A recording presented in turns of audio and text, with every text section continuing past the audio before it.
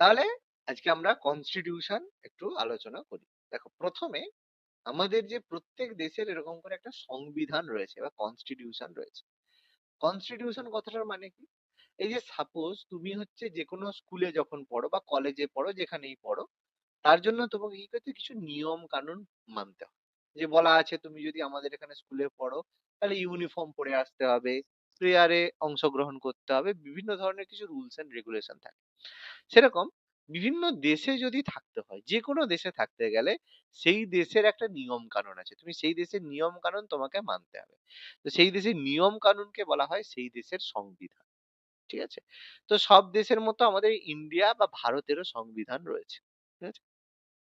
তো ভারতের যে সংবিধান সেটা হচ্ছে পৃথিবীর সবচেয়ে বৃহৎ লিখিত সংবিধান, মানে সবচেয়ে লংগেস্ট রিটেন কনস্টিটিউশন। তো সংবিধান হচ্ছে দু ধরনের হয়। এটা হচ্ছে লিখিত সংবিধান হয়, যেটা লেখা থাকে, সেই লেখা অনুযায়ী কাজ হবে। আর এটা হচ্ছে অলিখিত সংবিধান হয়। কোন দেশে অলিখিত সংবিধান রয়েছে বলতে পারবে? কোন দেশের অলিখিত সংবিধান রয়েছে? ব্রিটেন। ব্রিটেন। হ্যাঁ, ব্রিটেন বা ইউকে রয়েছে অলিখিত সংবিধান। তো আমাদের দেশের সংবিধান লিখিত সংবিধান এবং সব থেকে বড় সংবিধান। ঠিক আছে? প্রথম যে সংবিধান লেখা হয়েছিল সেটা কিন্তু আমেরিকায় লেখা হয়েছিল 1788। 1788 1788 সালে পৃথিবীর প্রথম সংবিধান তৈরি হয়। ঠিক আছে? এর আগে অনেক ধরনের সংবিধান আছে, কিন্তু সেগুলোকে সংবিধান বলা হয় না, বিভিন্ন ধরনের কোড বলা হয়। যেমন নেপোলিয়নের কোড অফ রুল আছে। ঠিক আছে? তারপরে হামুরাবির আইন বিধি আছে। কিন্তু সেগুলোকে কনস্টিটিউশন বা সংবিধান আমরা বলি না। কিন্তু ব্যাপারটা সেই একই রকম নিয়ম কানুন। ঠিক আছে? তো সেরকম বিভিন্ন দেশের নিয়ম কানুন রয়েছে, কিন্তু প্রথম সংবিধান আমরা কনসিডার করি আমেরিকার কনস্টিটিউশনকে 1788 সালে। এবার আমাদের যে সংবিধান সেটা চালু হয়েছিল বা কবে গ্রহণ, মানে তৈরি করা হয়েছিল আর কবে কার্যকরী করা হয়েছিল মনে আছে? সংবিধান কবে গৃহীত হয় আর কবে কার্যকরী হয়? 1949 সালের 26শে নভেম্বর গৃহীত হয়। আর নভেম্বর। হ্যাঁ, আর হচ্ছে কার্যকরী হয় 1950 সালের 26শে জানুয়ারি। হ্যাঁ, তাহলে 1949 সালে 26শে নভেম্বর আমাদের সংবিধান গৃহীত হয়, যেটাকে আমরা কনস্টিটিউশন ডে বলি। আর আমাদের সংবিধান কার্যকরী হয় 1950 সালের 26শে জানুয়ারি, যেটাকে আমরা প্রজাতন্ত্র দিবস হিসেবে পালন করি। তো আমাদের সংবিধান যখন কার্যকরী হয়, তখন আমাদের যে সংবিধান ছিল সেই সংবিধানে 395টা ধারা বা আর্টিকেল ছিল, 8টা তপশিল বা শিডিউল ছিল, আর 22টা পার্ট বা অংশ ছিল। ঠিক আছে? এবার আমি একটা প্রশ্ন করি, যে আমাকে কেউ একটু বোঝাও যে আর্টিকেল জিনিসটা কি, শিডিউল জিনিসটা কি, আর পার্ট জিনিসটা কি? কেউ একটু বুঝিয়ে দাও তো কি জিনিসটা, কি পার্থক্য তিনটের মধ্যে?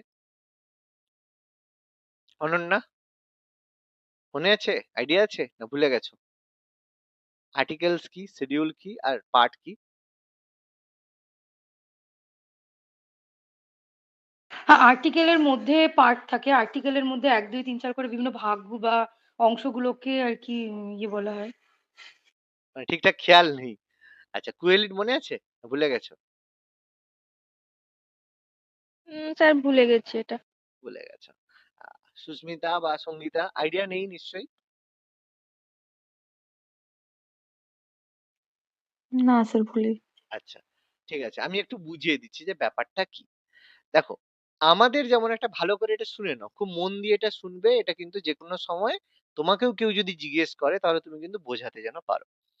দেখো, সাপোজ একটা বিষয় রয়েছে, যে তোমরা আমাদের আমাদের একটা বই রয়েছে, সাপোজ ধরো বাংলা বই বা ইতিহাস বই, একটা ইতিহাস বই রয়েছে, খুব ভালো কথা। তো ইতিহাস বইতে, যে কোনো বইতে কি হয়, অনেকগুলো চ্যাপ্টার থাকে। ঠিক আছে? যে প্রথম অধ্যায়, ফার্স্ট চ্যাপ্টার, সেকেন্ড চ্যাপ্টার, এরকম করে বিভিন্ন ধরনের চ্যাপ্টার ভাগ থাকে, বিভিন্ন বিষয় থাকে, চ্যাপ্টার থাকে, আমরা জানি। কি হয়, এই chapter one, chapter two, chapter three, chapter four, chapter five, এরকম করে অধ্যায় থাকে, মানে ভাগ থাকে। ঠিক আছে?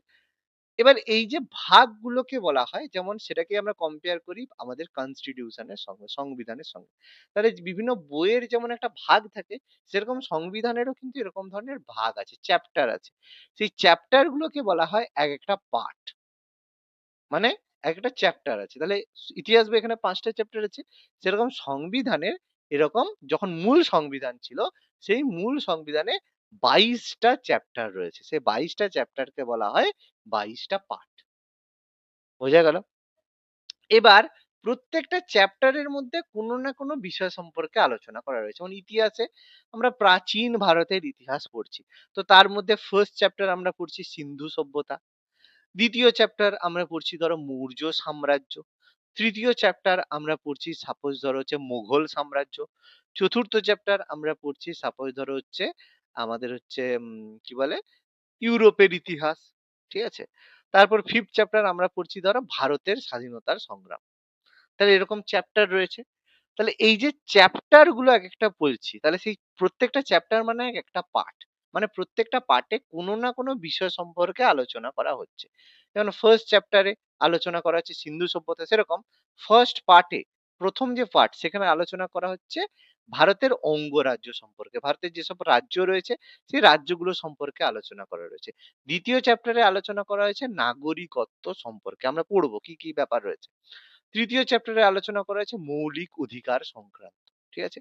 তার মানে এই যে অংশ, এই যে অঙ্গরাজ্য, নাগরিকত্ব, মৌলিক অধিকার, এগুলো হচ্ছে একটা পার্ট। তাহলে এরকম করে ২২ টা পার্ট বা চ্যাপ্টার রয়েছে একটা বইতে। এতটা বোঝা গেল না গেল না বলো? ক্লিয়ার বোঝা গেছে? যে জিজ্ঞেস করবে বোঝাতে পারবো পার্ট জিনিসটা কি? হ্যাঁ স্যার। ওকে? এবার এই যে বইগুলো দেখছি, এই যে প্রত্যেকটা চ্যাপ্টার দেখছি, মানে প্রত্যেকটা চ্যাপ্টার বা প্রত্যেকটা পার্টের মধ্যে দেখছি এখানে রাজ্য যখন মানে সাপোজ ধরো সিন্ধু সভ্যতা যখন বলছে, তাহলে সিন্ধু সভ্যতার মধ্যে কি রয়েছে? সিন্ধু সভ্যতার মধ্যে রয়েছে সিন্ধু সভ্যতার লোকেরা কি ধরনের মানে অস্ত্র ব্যবহার করত, কি ধর্ম কি ধর্ম মানে তারা ফলো করত, কি নগর সেখানে ছিল, ধ্বংসের কারণ, এইরকম বিষয়গুলো আমরা এক একটা কলামের মতো পড়েছি। মৌর্য সাম্রাজ্য পড়েছি আমরা, সেই যে চন্দ্রগুপ্ত মৌর্য ছিল, তারপর আমাদের বিন্দুসার ছিল, অশোক ছিল, তারপরে মৌর্য সাম্রাজ্য পতন হলো। তারপরে তার মৌর্য সাম্রাজ্যের প্রশাসনিক ব্যবস্থা, মানে প্রত্যেকটা চ্যাপ্টারের মধ্যে আমরা সেই চ্যাপ্টারের জিনিসগুলোকে একটা কলামের মতো করে পড়েছি। এই একটা প্যারার মতো করে পড়েছি। তাহলে এই প্যারাগুলোকে বলা হয় এক একটা আর্টিকেল। ঠিক আছে? তাহলে এই যে পার্ট, ওই প্রত্যেকটা পার্টের মধ্যে রয়েছে এক একটা আর্টিকেল। আর্টিকেল মানে যেটাকে বাংলায় কি বললাম, এখানে কি লেখা রয়েছে? আর্টিকেল মানে ধারা। ঠিক আছে?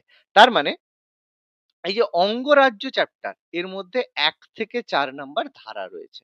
নাগরিকত্ব, তাহলে এখানে ৫ থেকে ১১ নাম্বার ধারা রয়েছে। মানে ধরো এখানে ৫ থেকে ১১ মানে এখানে হচ্ছে তোমার ৪ আর এখানে হচ্ছে ৭ মানে ৬ ৬ না ৭। ৭ টা তোমার এখানে ধারা রয়েছে ৫ থেকে ১১। আবার মৌলিক অধিকার সেখানে ১২ থেকে ৩৬ টা ধারা রয়েছে। তার মানে এই যে ধারাগুলো মানে সেই চ্যাপ্টারের মধ্যে সেই জিনিসটাকে এক্সপ্লেন করার জন্য অংশ। তাহলে সেগুলোকে বলা হচ্ছে আর্টিকেল। তাহলে পার্ট আর আর্টিকেল ক্লিয়ার হলো না হলো না? বোঝাতে পেরেছি? কোনো অসুবিধা নেই?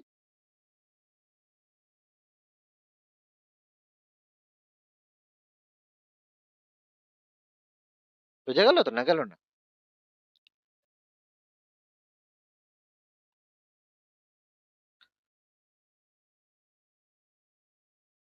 শোনা যাচ্ছে না শোনা যাচ্ছে না? বলো, বুঝতে না পারলে বলো, কি বুঝতে পারোনি বলো, বোঝাবো তাহলে।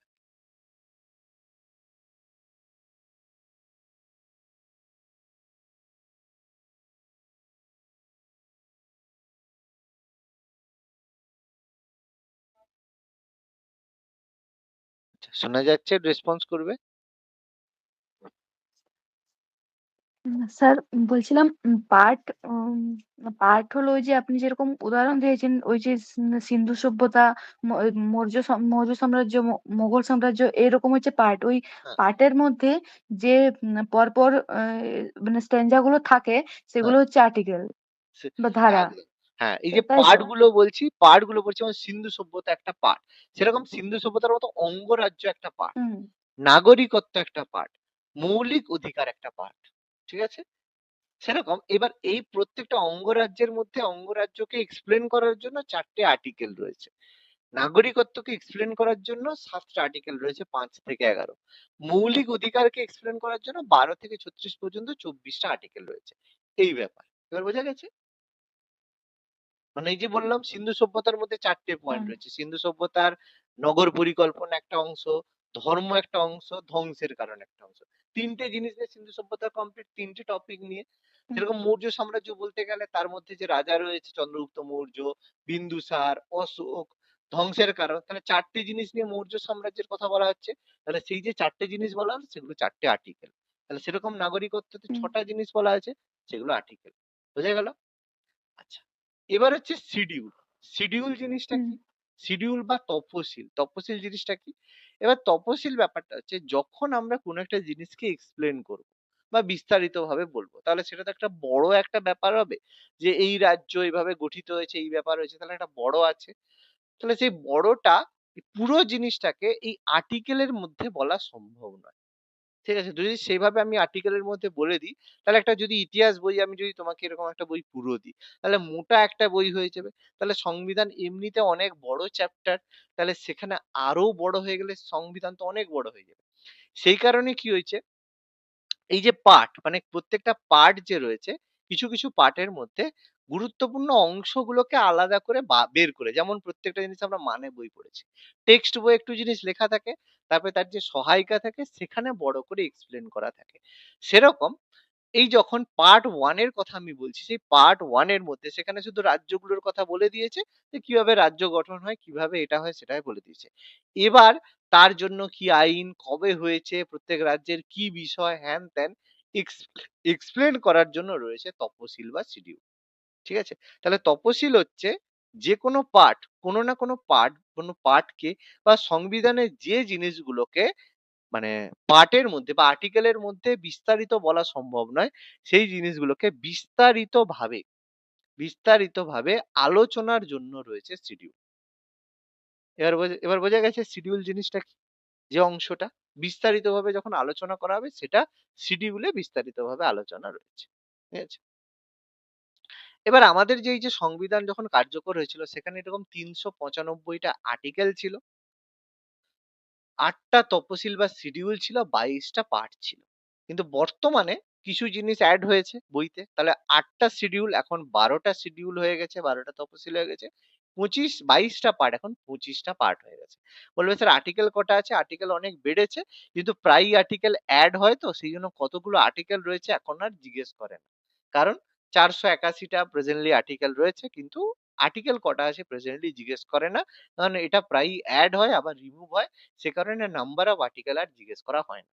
সাব আর্টিকেল হিসাবে মানে বিভিন্ন ধরনের এ মানে তোমার ধরো 1 এ, 1 বি, তাহলে ২০ এর 1, ২০ এর 1 এর এ, ২০ এর 1 এর বি, এইরকম করে ভাগ আছে। সেইজন্য আর্টিকেল কটা এখন আর জিজ্ঞেস করে না। মূল সংবিধানে কটা আছে সেটা আমাদের জানতে হয়। বর্তমানে কটা শিডিউলার মানে অধ্যায় আছে সেটা আমাদের জানতে হয়। ঠিক আছে? এবার ভারতের সংবিধানকে বলা হয় এ ব্যাগ অফ বরোইংস। একটা ব্যাগ যেটা বড় বড় করা মানে কারো কাছ থেকে ধার করা বা কারো কাছ থেকে নেওয়া, যে আমি এটা তোমার কাছ থেকে নিয়ে এসেছি। ঠিক আছে, তাহলে সেটাকে বলে বড় করা। তাহলে এই ব্যাগ অফ বরোইংস মানে মানে একটা ব্যাগ যেখানে অনেক কিছু জিনিস নিয়ে আসা হয়েছে। তাহলে সে কেন বলা হয়? কারণ আমাদের দেশের যে সংবিধান সেটা লেখা হয়েছে বিভিন্ন দেশের সংবিধানের ধারা নিয়ে। যে আমরা দেখেছি এই দেশের এটা ভালো, ওই দেশের ওটা ভালো। তাই না? সেগুলোকে আমরা কালেক্ট করে আমাদের দেশের সংবিধান আমরা তৈরি করেছি। সেইজন্য ভারতের সংবিধানকে বলা হয় এ ব্যাগ অফ বরোইংস। কারণ এটা বিভিন্ন দেশের সংবিধানের ধারাকে নিয়ে আমাদের সংবিধান গঠিত হয়েছে। সেজন্য এটাকে বলা হয় এ ব্যাগ অফ বরোইংস। এবার ভারতের সংবিধানের যে প্রধান উৎস মানে যেটার উপর ভিত্তি করে আমাদের সংবিধান গড়ে উঠেছে সেটা হচ্ছে ১৯৩৫ সালের ভারত শাসন আইন। তাহলে ১৯৩৫ সালে 1935 এ আমাদের ভারত শাসন আইন হয়েছিল। এরকম অনেক মানে আইন আমাদের মানে ব্রিটিশরা আমাদের দেশে কার্যকরী করেছিল। যার মধ্যে আমরা পড়েছি যেমন চার্টার অ্যাক্ট। চার্টার আইন আমরা পড়েছি। চার্টার আইন আমাদের পড়াশোনা হয়েছে, চার্টার আইন হয়েছে। তারপরে আমাদের পরিষদ আইন, কাউন্সিল অ্যাক্ট আমাদের হয়েছে, চার্টার অ্যাক্ট, কাউন্সিল অ্যাক্ট হয়েছে। তারপরে আমাদের ভারত শাসন আইন, যে ভারতকে শাসন করার জন্য যে আইন, ভারত শাসন আইন এরকম হয়েছে।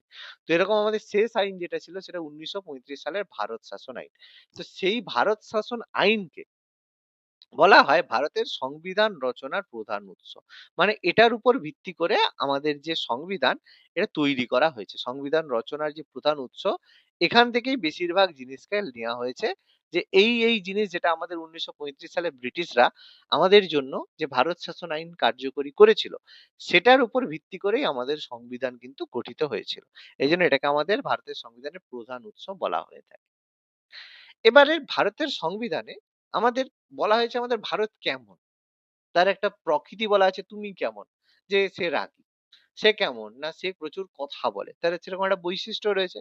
সেরকম ভারতের সংবিধানে ভারতের বৈশিষ্ট্য বলা হয়েছে, ভারত হচ্ছে একটা ইউনিয়ন অফ স্টেট মানে রাজ্য সমূহের একটা সংঘ।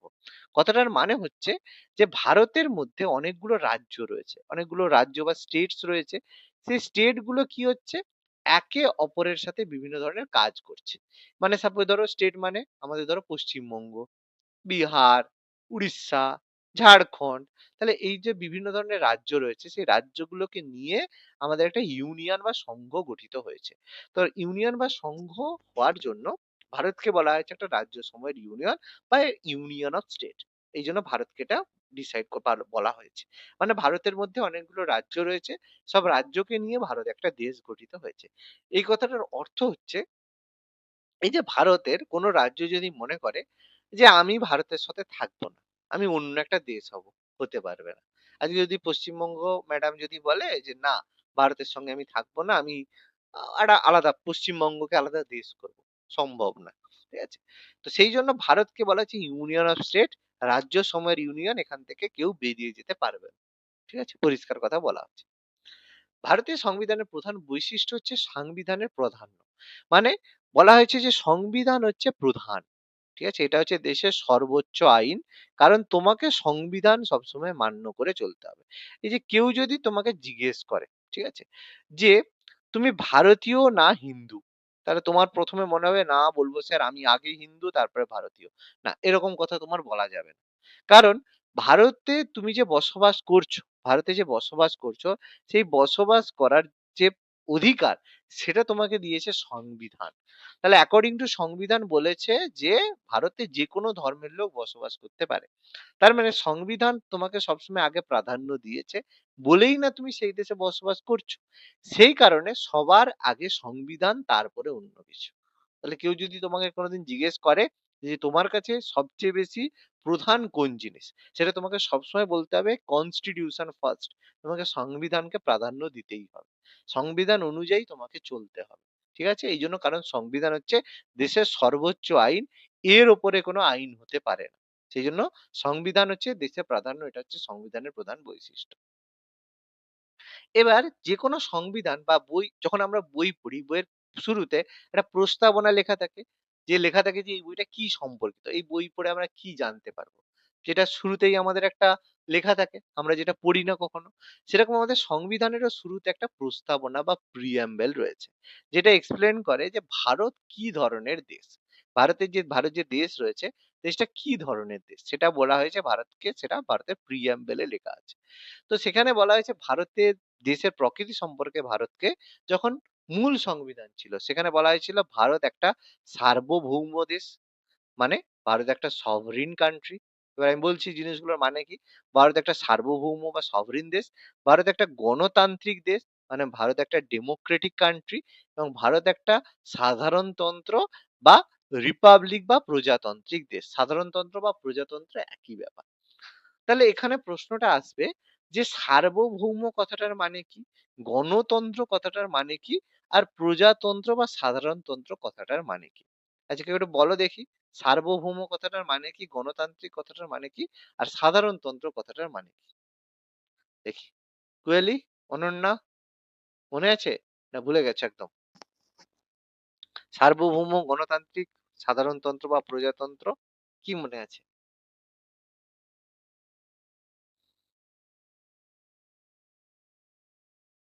মনে নেই? দেখি অনন্যা স্যার বলো। গণতন্ত্র মানে হচ্ছে জনগণের মতেই মানে দেশ চলবে। আর বলো আর সাধারণতন্ত্র। সার্বভৌম মানে কি মানে সকলের ক্ষেত্রে যা থাকবে সকলের ক্ষেত্রে সমান, মানে কোনো বৈষম্য থাকবে না। আচ্ছা আর সাধারণতন্ত্র মানে?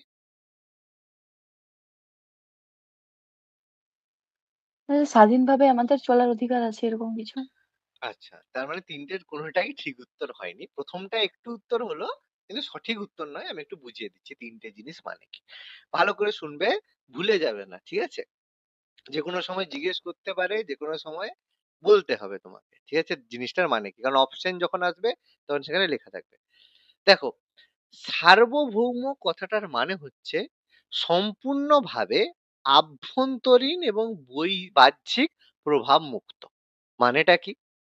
মানেটা হচ্ছে সাপোজ আমাদের দেশ ভারতবর্ষ। ভারত কি করবে সেটা তাকে কি আমেরিকা বলবে না পাকিস্তান বলবে? বলবে না। ভারত নিজেই ডিসাইড করবে ভারত কি করবে। ঠিক আছে? বা ভারত কি করবে সেটা নিশ্চয়ই ভারতে তুমি বলবে যে ভারতের এটা এইভাবে চলা উচিত। তাহলে কি সেটা শুনে মোদিজি কাজ করবে? নিশ্চয়ই না। বা ভারতের মধ্যে তুমি একটা দল তৈরি করলে সেই দল বলল যে এটা চলবে। সেরকম কি হবে না? হবে না। তার মানে সার্বভৌম সেই দেশকেই বলা হবে যেই দেশ সম্পূর্ণভাবে আভ্যন্তরীণ এবং বাহ্যিক নিয়ন্ত্রণ মুক্ত। মানে সেই দেশ সংবিধান অনুযায়ী কাজ করবে। কেউ তাকে কোনো দল বা কোনো সংগঠন তাকে নিয়ন্ত্রণ করবে না বা তার উপরে প্রভাব বিস্তার করবে না। বা সে যেটা বললো সেই অনুযায়ী কাজ হবে, সেরকম হবে না। সেটাকেই বলা হচ্ছে সার্বভৌম। মানে বোঝাতে পারলাম না বুঝতে পারোনি বলো? ক্লিয়ার হলো? হ্যাঁ স্যার, বুঝেছি। ওকে? সেটাকে বলা হচ্ছে সার্বভৌম। মানে সভরিন। যে India is a sovereign country. মানে ইন্ডিয়াকে কেউ বাইরে থেকে বা ভেতর থেকে কেউ বলবে না যে এইভাবে চলতে হবে। সে তার আইন অনুযায়ী, নিয়ম অনুযায়ী, পলিসি অনুযায়ী সে চলবে। এবার হচ্ছে গণতন্ত্র। গণতন্ত্র কথাটা একটু ঠিক হলো যে জনগণের কথা অনুযায়ী চলবে। হ্যাঁ, জনগণের কথা অনুযায়ী চলবে। কথাটা ঠিক, কিন্তু পুরোপুরি ঠিক নয়। গণতান্ত্রিক বা ডেমোক্রেটিক কথাটার মানেই হচ্ছে জনগণ ভোট দেবে। কথাটা দুটোর পার্থক্য কি বোঝাচ্ছি দেখো। গণতন্ত্র কথাটার মানে হচ্ছে ভোট দেওয়ার যে অধিকার সেটা জনগণ ভোট দেবে। কিন্তু জনগণের মত অনুযায়ী চলবে এই কথাটা নয়। ঠিক আছে? দুটোর মধ্যে পার্থক্য আমি বোঝাচ্ছি। এই যে সাপোজ ধরো আজকে আমাদের এই যে বিধানসভা নির্বাচন হবে। ঠিক আছে? ভালো কথা। বিধানসভা নির্বাচনে তুমি ভোট দিলে। ভোট দিলে। ভোট দিয়ে তুমি ডিসাইড করলে যে হচ্ছে আমাদের তৃণমূল পার্টি আবার ক্ষমতায় আসবে। ভালো কথা, জনগণ ভোট দিল।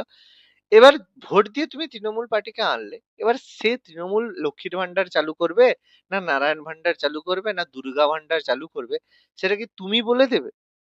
নিশ্চয়ই না। সেটা সেই পার্টি ডিসাইড করবে বা সেই দল বা সেই প্রধানমন্ত্রী মানে মুখ্যমন্ত্রী ডিসাইড করবে যে সে কি ধরনের পলিসি করবে। তার মানে এটা নয় যে জনগণের কথা মতো দেশ চলবে। ব্যাপারটা হচ্ছে জনগণ যে ভোট দিয়ে তাদের যে নেতা নির্বাচন করবে সেই অধিকারটাকে বলা হচ্ছে গণতান্ত্রিক অধিকার বা ডেমোক্রেটিক রাইট। কি বললাম বোঝা গেল? দুটো পার্থক্য বুঝতে পারলে? ওকে? ক্লিয়ার হলো? হ্যাঁ স্যার। এবার লাস্ট হচ্ছে সাধারণতন্ত্র বা যেটাকে আমরা সোজা ভাষায় বলি প্রজাতন্ত্র। এই প্রজাতন্ত্র কথাটার মানে কি? দেখো, প্রজাতন্ত্র কথাটার মানে হচ্ছে এই যে আমরা ভোট দিলাম, ভোট দেওয়ার মাধ্যমে আমরা একজন নেতা নির্বাচন করলাম। সেই নেতা বা ব্যক্তি যে হলো সে আমাদেরকে শাসন করবে বা রুল করবে। মানে আমরা ভোট দিয়ে প্রধানমন্ত্রী নির্বাচন করলাম, মুখ্যমন্ত্রী করলাম। সে আমাদের উপরে যে শাসন করবে সেটাকে বলা হচ্ছে রিপাবলিক বা প্রজাতন্ত্র। মানে প্রজাদেরকে শাসন, প্রজাদের যে তন্ত্র, মানে জনগণের দ্বারা নির্বাচিত প্রার্থী বা ভোটের দ্বারা নির্বাচিত প্রার্থী যদি আমাদের নেতা হয় সেটাকে বলা হবে রিপাবলিক। সেই নেতা আমাদের শাসন করবে। এবার এখানে একটা টুইস্ট আছে। কি? ভারতের যে রিপাবলিক হচ্ছে, ভারতের যে সাধারণতন্ত্র হচ্ছে, সেটা কিন্তু ডেমোক্রেটিক রিপাবলিক। মানে জনগণ ভোট দিয়ে একজনকে নির্বাচন করলো, সে আমাদেরকে শাসন করছে। মানে আমরা ভোটের মাধ্যমে আমরা রিপাবলিক বা প্রজাতান্ত্রিক একজন হেড বা শাসক নির্বাচন করলাম। অনেক দেশ রিপাবলিক কিন্তু গণতান্ত্রিক না। মানে সেখানে জনগণ ভোট দেয় না। তাদের যেসব মন্ত্রীরা রয়েছে, মিনিস্টার রয়েছে, সেই মন্ত্রী বা মিনিস্টাররা ভোট দিয়ে তাদের লিডারকে তৈরি করলো। তাহলে সেটাও কিন্তু রিপাবলিক, সেটাও কিন্তু প্রজাতন্ত্র। কিন্তু সেটা গণতন্ত্র নয়। তাহলে ভারতের ক্ষেত্রে গণতন্ত্রের মাধ্যমে প্রজাতন্ত্র প্রতিষ্ঠা হয়। অনেক দেশে গণতন্ত্রের মাধ্যমে নয়, এমনি সেখান থেকে তার যে বিভিন্ন হয়তো লোক রয়েছে, কিছু রয়্যালস রয়েছে বা বিভিন্ন জায়গার যারা হেড রয়েছে বা বিভিন্ন ব্যক্তিরা রয়েছে যারা মানে বিভিন্ন জায়গার হেড, তারা মিলে ডিসাইড করে একজন লিডার নির্ণয় করলো। তাহলে সেটা হচ্ছে রিপাবলিক। কথাটা বোঝাতে পারলাম? ক্লিয়ার হলো? মানে সাপোজ ধরো, উদাহরণ দিচ্ছি তাহলে বুঝতে পারবে আর একটু ভালো লাগবে। যে সাপোজ ধরো যে নরেন্দ্র মোদী আমাদের প্রধানমন্ত্রী হবে, এটা আহ, কিছু হচ্ছে লোক যারা নরেন্দ্র মোদীর যারা মন্ত্রীরা রয়েছে তারা মিলে ডিসাইড করলো যে যে নরেন্দ্র মোদী আমাদের প্রধানমন্ত্রী হবে, কোনো ভোট হলো না, তারা ডিসাইড করলো, মন্ত্রীরা ডিসাইড করলো এই হবে। 5 বছর পরে সেই মন্ত্রীরা আবার নিজে মিলে ডিসাইড করলো যে অমিত শাহ প্রধানমন্ত্রী হবে। আবার 5 বছর পরে ডিসাইড করলো না অমিত শাহ না রাজনাথ সিং হবে। তাহলে সেই জিনিসটা হচ্ছে রিপাবলিক, মানে সেখানে জনগণের ভোট হলো না, তারা নিজেদের মধ্যে নির্বাচন করলো, সেটা হচ্ছে রিপাবলিক। কিন্তু ভারতের ক্ষেত্রে জনগণের ভোটে রিপাবলিক বা সাধারণতন্ত্র নির্বাচিত হয়। তাহলে 3টে পয়েন্ট ক্লিয়ার ভাবে বোঝা গেল? কেউ জিজ্ঞেস করলে বোঝাতে পারবে যেটা বললাম? সার্বভৌম হ্যাঁ গণতান্ত্রিক স্যার। বোঝাতে? ওকে, আমি কিন্তু আবার জিজ্ঞেস করবো একদিন, আমাকে বোঝাতে হবে, ঠিক আছে, যেন মাথায় থাকে। এবার 1976 সালে, এরকম মূল সংবিধান হলো 1976 সালে ইন্দিরা গান্ধীর সময় 42তম সংবিধান সংশোধন। কারণ তিনি মনে করতেন যে ইন্ডিয়া তার বাবার সম্পত্তি। তো তো যেহেতু তার বাবা জওহরলাল নেহেরু, তো তিনি ভারতকে স্বাধীন করেছিলেন, আর কেউ স্বাধীনতা দেননি। তো তিনি তার বাবাই একা স্বাধীন করে দিয়েছিল। সেই জন্য ভারত হচ্ছে তার বাবার সম্পত্তি, এবং তিনি যা বলবেন সেটাই সংবিধান। সেই জন্য তিনি 1976 সালে 42তম সংবিধান সংশোধন করেন, যেটাকে বলে মিনি কনস্টিটিউশন। মানে সেখানে তিনি প্রায় সবকিছু পুরো সংবিধানকে নিজের মতো করে পরিবর্তন করে দিয়েছিলেন, ঠিক আছে। তো সেখানে তিনি কি করেন, সব জায়গায় পরিবর্তন করেছিল, তার মধ্যে প্রস্তাবনাও পরিবর্তন করে ভারতকে বলল সার্বভৌম, যেটা ছিল কোনো অসুবিধা নেই, গণতান্ত্রিক সাধারণতন্ত্র এগুলো আমাদের ছিল, দুটো জিনিসকে অ্যাড করলো, একটা হচ্ছে সমাজতান্ত্রিক আর একটা হচ্ছে ধর্ম নিরপেক্ষ। এবার ব্যাপারটা হচ্ছে এই দুটো টার্মকে যুক্ত করার কি প্রয়োজন ছিল, বা এই দুটো টার্মের মানে কি? দেখো, প্রথম কথা হচ্ছে সমাজতান্ত্রিক। সমাজতান্ত্রিক মানে হচ্ছে সোশ্যালিস্ট। তো ভারত কোনোদিনই কিন্তু সোশ্যালিস্ট কান্ট্রি নয়। সোশ্যালিস্ট কথাটার মানে কি? সমাজতন্ত্র কথাটার মানে হচ্ছে যে জনগণ যা আয় করবে সেই আয়ের উপরে বা জিনিসের উপরে সাধারণ মানুষের কোনো হোল্ড থাকবে না। মানে সাপোজ ধরো তুমি 5 টাকা ইনকাম করো, আমি 500 টাকা ইনকাম করি, সব টাকা আমরা নিয়ে নেব, ঠিক আছে, সব টাকা সরকার নিয়ে নেবে, সবার মধ্যে সমানভাবে ভাগ করে দেবে, ঠিক আছে। সেটাকেই বলা হচ্ছে সমাজতান্ত্রিক ব্যাপার, সোশ্যালিস্ট। তাহলে ভারতে কি কোনোদিন এরকম সোশ্যালিস্ট ব্যাপারটা ছিল? না এখনো আছে? নেই। কিন্তু ইন্দিরা গান্ধী জোর করে ভারতের সংবিধানে সোশ্যালিস্ট কথাটা অ্যাড করেছে, ঠিক আছে। কেন? কারণ এটার মাধ্যমে তিনি প্রমাণ করতে চেয়েছিলেন যে 1969 সালে ব্যাংক ন্যাশনালাইজেশন, ব্যাংক জাতীয়করণ করেন, বিভিন্ন 1980 সালে আবার ব্যাংক ন্যাশনালাইজেশন করেন, ব্যাংক জাতীয়করণ করেন। ব্যাংক জাতীয়করণ করার কথাটার মানে হচ্ছে, এবার হয়তো বলবে ব্যাংক জাতীয়করণ তো ভালো। এবার দেখো, ব্যাংক জাতীয়করণ তোমার মনে হচ্ছে ভালো, আমারও মনে হচ্ছে ভালো, আর সত্যিই ভালো। কিন্তু ব্যাপারটা হচ্ছে ব্যাংক জাতীয়করণ কথার মানে হচ্ছে তোমার সাপোজ ধরো একটা ব্যাংক আছে, সেই ব্যাংকটার নাম হচ্ছে সাপোজ ধরো এবিসি ব্যাংক। তো এবিসি ব্যাংকের মালিক হচ্ছে কুহেলি, ঠিক আছে। তা তুমি এই ব্যাংকের মালিক, তা তোমার প্রচুর টাকা লেনদেন আছে। তো সরকার বলল যে এই যে ব্যাংকটা এবার থেকে আর তোমার নয়, এবার থেকে এটা সরকারের সম্পত্তি, সরকার এটাকে অধিগ্রহণ করে নিল, সরকার বললো এটা আমার সম্পত্তি। তাহলে তুমি বলো এটা কি ঠিক? কোনোদিন ঠিক নয়। তোমার সম্পত্তি, তুমি এত টাকা দিয়ে কষ্ট করে ইনভেস্টমেন্ট করে করেছো, সরকার কি করে তোমার ব্যাংক নিয়ে নিতে পারে? তাহলে ব্যাংক ন্যাশনালাইজেশন কথাটা এরকমই হয়েছিল, যে যার যেরকম ব্যাংক ছিল সেই ব্যাংক গুলোকে নিয়ে নিছিল, যাদের ব্যবসা বা টার্ন ওভার ভালো ছিল। তার মানে কি ভালো কাজ করলে অসুবিধা, ভালো কাজ করলে নিয়ে নেবে? তাহলে সেটা কেন বলছে ভারত সোশ্যালিস্ট, সব করা হবে। এবার বাইরে থেকে দেখে মনে হতে পারে যে সোশ্যালিস্ট তো ভালো জিনিস, যে কেউ 5 টাকা 500 টাকা ইনকাম করুক, সবার মধ্যে তো সমানভাবে ভাগ হচ্ছে।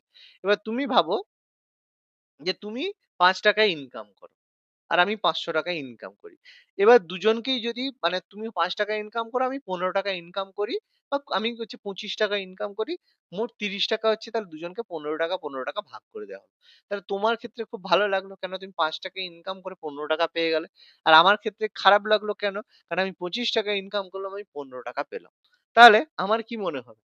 তো আমি কাজ না করলেও আমি 15 টাকা পাবো, আমি কাজ করলেও আমি 15 টাকা পাবো, কারণ সোশ্যালিস্ট তো এটাই বলেছে সবার মধ্যে সমান হবে। তাহলে কেউই তো কাজ করবে না, সবাই জানে ও সরকার তোমাদের দিয়ে দেবে। তাহলে সরকারই যদি সব দিয়ে দেবে, তাহলে প্রোডাকশনটা কোথা থেকে হবে? সেই কারণে সোশ্যালিস্ট আইডিওলজি চলে না। ওই জন্য কার্ল মার্কসের যে সোশ্যালিজম, সব কমিউনিজম সোশ্যালিজম এই জন্য আর চলে না। আর এটা করার উদ্দেশ্য কি ছিল, কেন করা হয়েছিল? কারণ 1971 সালে যখন ভারত আর পাকিস্তানের যে যুদ্ধ হয়েছিল, যেখান থেকে বাংলাদেশ সৃষ্টি হয়, সেখানে সবচেয়ে বেশি আমাদের হেল্প করেছিল রাশিয়া। রাশিয়া বলাটা ভুল, ইউএসএসআর, মানে আমাদের যে সোভিয়েত রাশিয়া, ঠিক আছে? তো সোভিয়েত রাশিয়া আমাদের হেল্প করেছিল। তো সেই জন্য তাদের প্রতি কৃতজ্ঞতা প্রকাশের জন্য ইন্দিরা গান্ধী 1976 সালে আমাদের সংবিধানে সোশ্যালিস্ট কথাটা অ্যাড করেছিল। ঠিক আছে? তাহলে তুমি বলো, একটা দেশ যে আমাদের হেল্প করেছে, তাকে কৃতজ্ঞতা জানানোর জন্য আমাদের দেশের প্রিয়াম্বেল কে সংশোধন করা, তো এটা কি কোনো মানে সার্বভৌমত্ব বা সভারিনিটি কে রিপ্রেজেন্ট করে? কোনোদিন করে না। তাহলে এটা তো বেকার কাজ, খারাপ কাজ। কিন্তু ইন্দিরা গান্ধী এটা করেছেন। এই কারণেই ভারতের কনস্টিটিউশনে সোশ্যালিস্ট কথাটাকে অ্যাড করা হয়। এবার আরেকটা টার্ম, সেটা কি? সেকুলার বা ধর্মনিরপেক্ষ। বলবে স্যার এটা তো খুব ভালো কথা, যে ভারত একটা সেকুলার, একটা ধর্মনিরপেক্ষ কান্ট্রি, এটা তো খুব ভালো কথা। এটা কি কোনো খারাপ কথা? অবশ্যই ভালো কথা।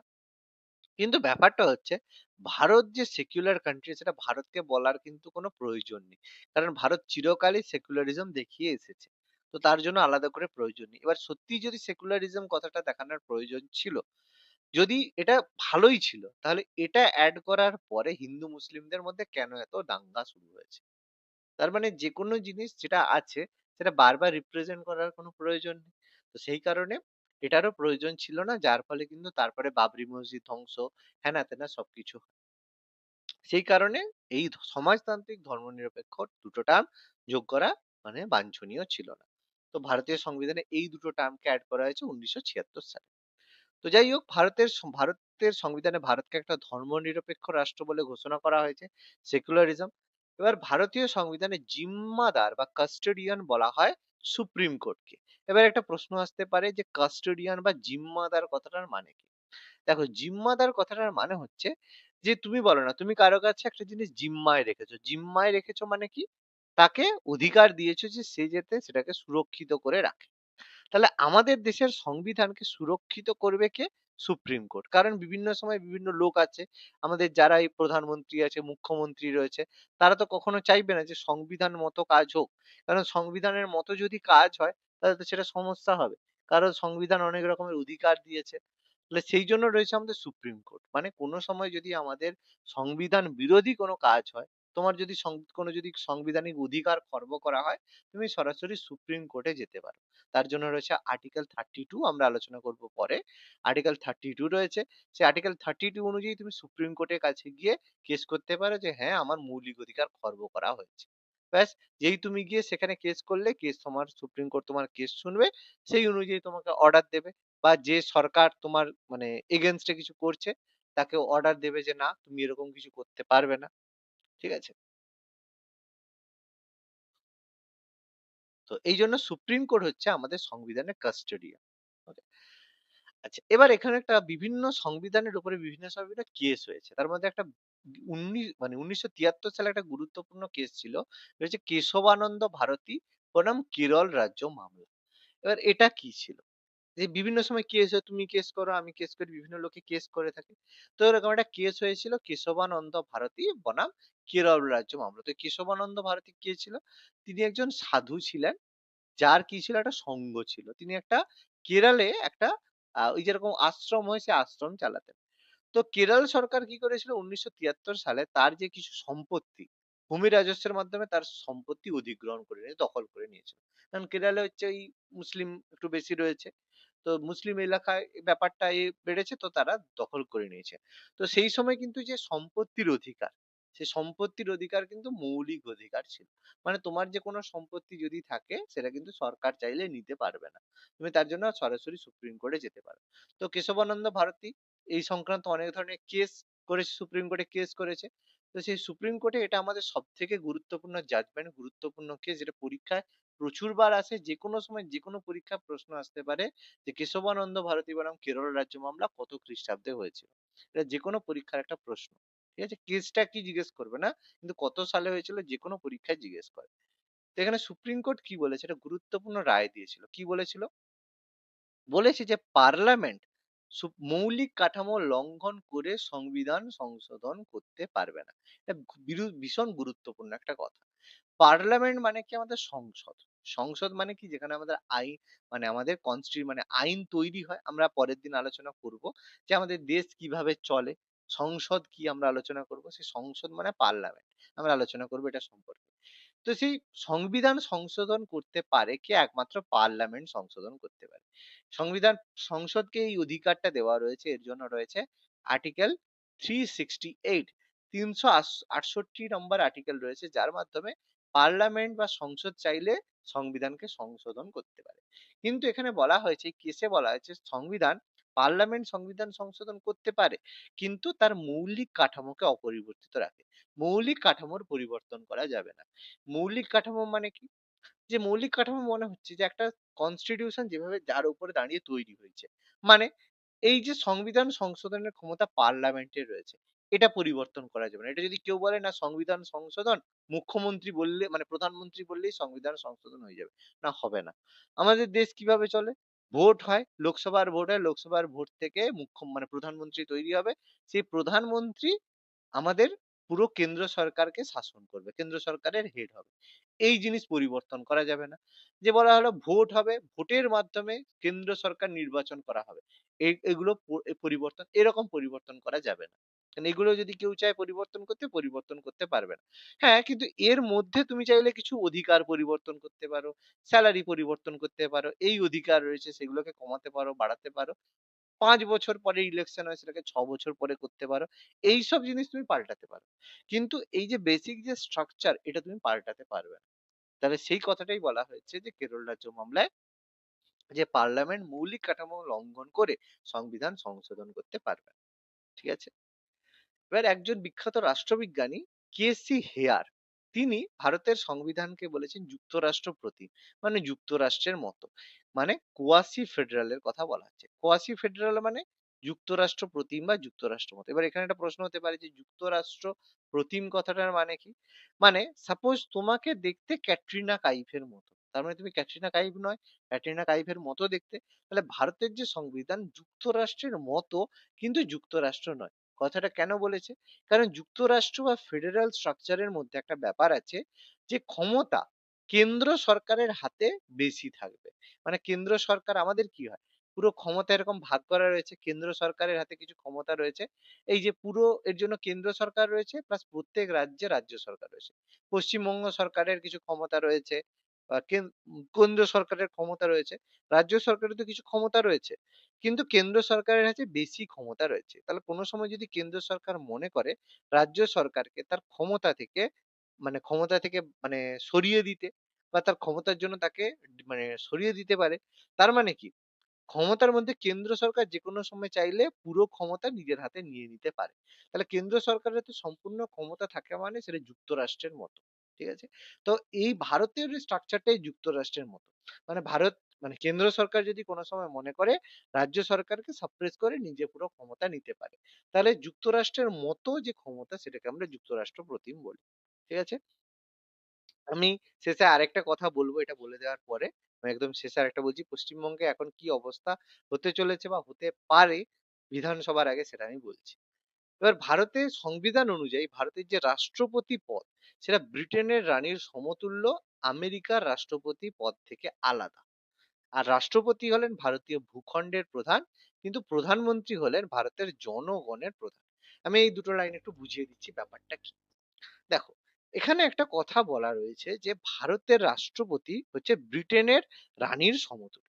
দেখো, আমাদের দেশের যে হেড অফ দ্য স্টেট মানে দেশের যে প্রধান ব্যক্তি সেটা হচ্ছে কি রাষ্ট্রপতি। রাষ্ট্রপতিকে বলা হচ্ছে তিনি আমাদের দেশের প্রধান ব্যক্তি বা ফার্স্ট সিটিজেন। মানে যা কিছু হবে ও রাষ্ট্রপতি আমাদের দেশে থাকতে হবে। মানে আমাদের ঘরে যেমন দাদু থাকে, দাদু হচ্ছে সমস্ত সম্পত্তির মালিক যে রয়েছে, তাহলে সেরকম আমাদের দেশে একটা রাষ্ট্রপতি থাকতে হবে। রাষ্ট্রপতি হচ্ছে সেই দেশের মালিক। মানে সেই দেশের সমস্ত কিছু জিনিসের হেড হবে রাষ্ট্রপতি। এবার ব্রিটেনেও রয়েছে সেরকম রানী।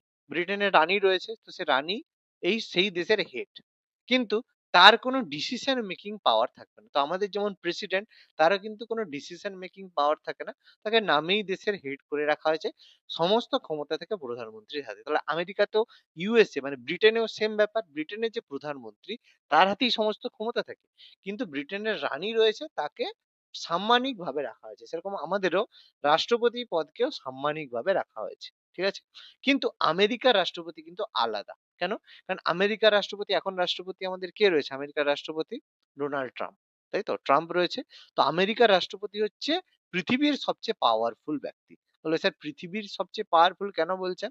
তার কারণ এই আমেরিকার রাষ্ট্রপতি চাইলে যেকোনো দেশের সাথে যুদ্ধ ঘোষণা করতে পারে। সে বলল যে না, আমি ডিসিশন নিয়ে নিতে পারি। ঠিক আছে? কিন্তু ইন্ডিয়ার যে রাষ্ট্রপতি, সে কিন্তু হঠাৎ করে যদি বলে যে যুদ্ধ করব আমি পাকিস্তানের সাথে, হবে না। তার জন্য প্রধানমন্ত্রী আর তার মন্ত্রী পরিষদের অনুমতি নিতে হবে। সেই জন্য পারবে না। কিন্তু আমেরিকার রাষ্ট্রপতি, তার কাছে এক্সট্রা পাওয়ার রয়েছে। তাহলে তার পদটা আমাদের রাষ্ট্রপতির থেকে আলাদা। তার হাতে প্রচুর পাওয়ার থাকে। সেজন্য আমেরিকার পদ থেকে আলাদা। ভারতের ভূখণ্ডের প্রধান হচ্ছে রাষ্ট্রপতি, কিন্তু প্রধানমন্ত্রী হচ্ছে জনগণের প্রধান। কারণ জনগণ ভোট দিয়ে প্রধানমন্ত্রীকে ডিসাইড করে এবং প্রধানমন্ত্রীর হাতে সমস্ত পাওয়ার থাকে। ওকে? এটা হচ্ছে আমাদের ব্যাপার। তাহলে আজকে আমাদের এটা থাকবে। এবার আমি একটা জিনিস একটু বলে দিচ্ছি। ভারতের এই যে ওয়েস্ট বেঙ্গল, পশ্চিমবঙ্গের যে ভোট হচ্ছে বা ভোট হবে, সেখানে একটা জিনিস হতে পারে, যেটা সম্ভাবনা প্রচুর রয়েছে। সেটা হচ্ছে ভারতে, পশ্চিমবঙ্গে রাষ্ট্রপতি শাসন কিন্তু হতে পারে। রাষ্ট্রপতি শাসন মানে এরকম নয় যে সবসময় এটা থাকবে, সেরকম নয়। ভোটের জন্য রাষ্ট্রপতি শাসন। এর ব্যাপারটা কি? রাষ্ট্রপতি শাসনের মাধ্যমে ভোট, এটা কিন্তু খুব রেয়ার একটা কেস। সাধারণত হয় না। কিন্তু এবারে হতে পারে। কারণ দেখা যাচ্ছে কি, ভোটের আগে এই যে কাউকে নমিনেশন জমা দিতে দেয় না, গন্ডগোল করে। ভোটের সময় কোন রকমের কোঅপারেশন মানে সহযোগিতা করে না পশ্চিম মানে পুলিশ-টুলিশ। এইজন্য রাষ্ট্রপতি শাসনের মাধ্যমে যদি ভোট হয়, কেন্দ্রীয় সরকারের যে বাহিনী, তাদের হাতে ফুল পাওয়ার থাকবে। নির্বাচন কমিশন পুরো পাওয়ার থাকবে। আর সমস্ত যে রিপোর্ট হবে, সেই রিপোর্ট ডাইরেক্টলি সেন্ট্রাল গভর্নমেন্টের কাছে একদম প্রকাশ পাবে। যেরকম না যে রিপোর্ট আর মমতা ব্যানার্জির কাছে, মুখ্যমন্ত্রীর কাছে রিপোর্ট যাবে না। সরাসরি গভর্নরের থ্রু দিয়ে সেন্ট্রাল গভর্নমেন্টের কাছে রিপোর্ট যাবে।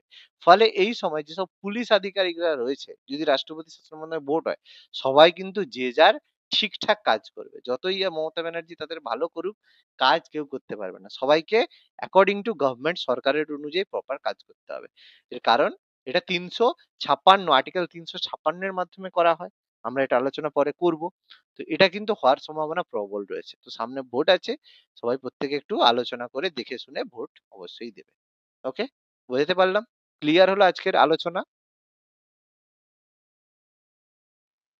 হ্যাঁ স্যার।